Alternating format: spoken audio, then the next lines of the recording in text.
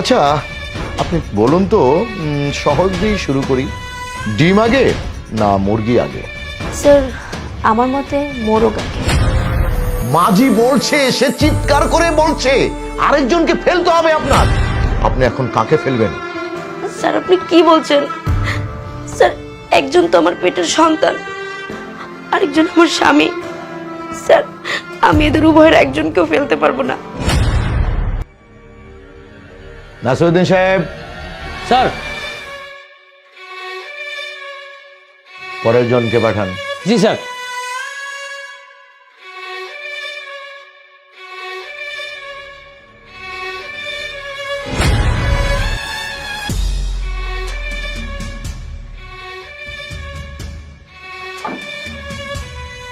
আসসালামু আলাইকুম sir. Sir বলছিলাম কি, এই পোস্টের জন্য আমার সবাই একদম পারফেক্ট আছে স্যার, প্লিজ একটু দেখবেন।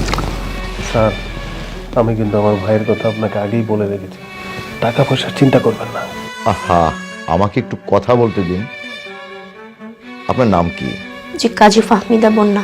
আচ্ছা, আপনার কি মনে হয় যে পোস্টের জন্য আপনি অ্যাপ্লাই করেছেন সেটাই আপনি পারফেক্ট? জি স্যার, আমি মনে করি এই পোস্টের জন্য আমি পারফেক্ট। আপনি এত কনফিডেন্ট? জি স্যার, আমি 100% কনফিডেন্স।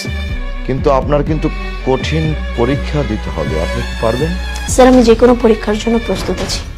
আচ্ছা, আপনি বলুন তো, সহজ দিয়ে শুরু করি। ডিম আগে না মুরগি আগে? স্যার আমার মতে মোরগ আগে। কেন আপনার কাছে মনে হলো যে মোরগ আগে?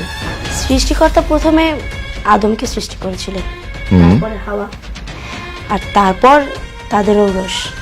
আর সেই জন্য আমার মনে হলো যে সৃষ্টিকর্তা প্রথমে মোরগ সৃষ্টি করেছেন, তারপরে মুরগি, আর তারপরে তাদের প্রজননের মাধ্যমে ডিম, তারপরে তাদের ঔরস। বিলিয়ন। স্যার আমার ছোট ভাইয়ের ব্যাপারটা একটু ফোনে রাখেন। স্যার আটকান না স্যার, আটকান, নাহলে তো সর্বনাশ হয়ে যাবে। দেখছি আমি ব্যাপারটা। আচ্ছা, এই পেনটা নিন। আপনার পিছনে ওই যে বোর্ডটি আছে, আপনি সেখানে যান।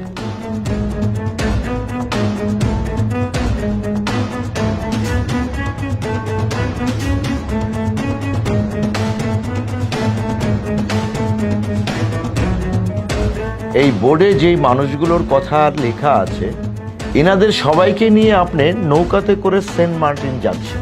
হঠাৎ ঝড়, মাঝি বলছে কিছু লোককে নৌকা থেকে ফেলে দিতে হবে যদি আপনারা বাঁচতে চান। আপনি প্রথমে কাকে ফেললেন?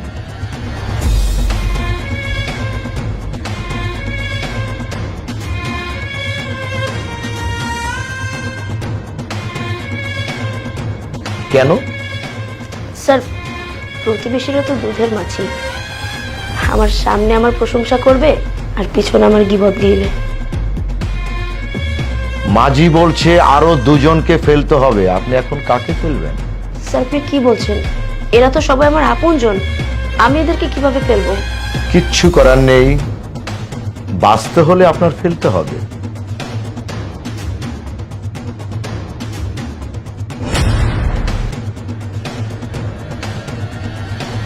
তাই বলে আপনার আপন ভাই বোনকে আপনি ফেলে দেবেন? জি স্যার। স্যার আমার ভাই বোনরা আজ আছে কাল নেই। আজ ওদের বাসায় বেড়াতে যাব, দু একদিন ভালোই আপ্যায়ন করবে, কিন্তু তৃতীয় দিন বিরক্ত হয়ে যাবে।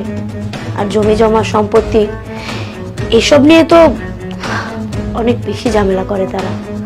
এমনকি তার আপন ভাই বোনকে খুন করতেও রাজি আছে এই সম্পত্তির জন্য। মাঝি বলছে আরো দুজনকে ফেলতে হবে, আপনি এখন কাকে ফেলবেন?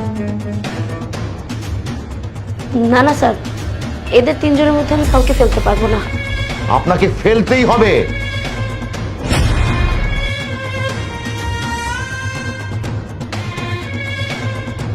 স্যার আপনি কি বলছেন? এরা তো একদমই আমার আপনজন, স্যার আমি এদেরকে ফেলতে পারবো না। There is no other choice, আপনার ফেলতেই হবে।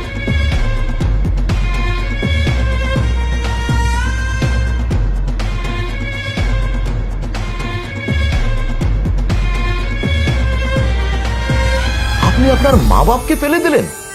জি স্যার, আমি আমার নিজের বাবা মাকেই ফেলে দিব। কেননা স্যার আমি তো মেয়ে, বাবা মার কাছে মেয়েরা দুদিনের অতিথি মাত্র। বিয়ের পরে মেয়েরা এমনিতেই বাবা মায়ের কাছে পর হয়ে যায়। মাঝি বলছে, সে চিৎকার করে বলছে আরেকজনকে ফেলতে হবে আপনার। আপনি এখন কাকে ফেলবেন? স্যার আপনি কি বলছেন?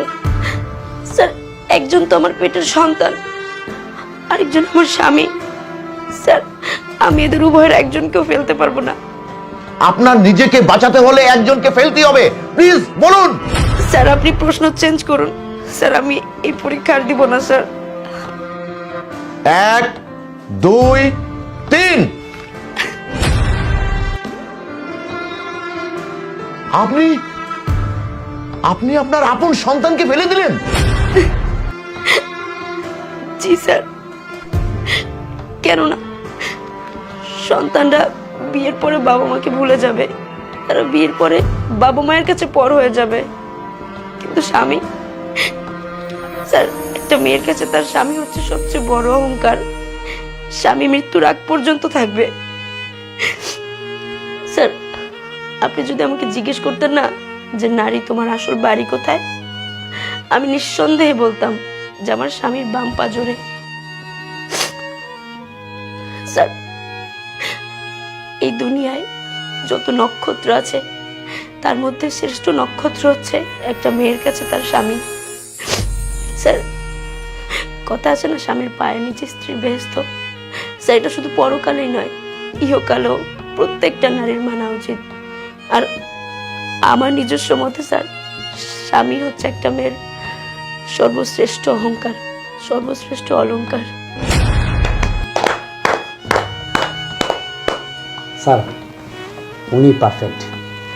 স্যার আমার মনে হয় উনি ডিজার্ভ করে। কংগ্রাচুলেশন, আপনি আপনার জয়েন্ট লেটার কালই পেয়ে যাবেন।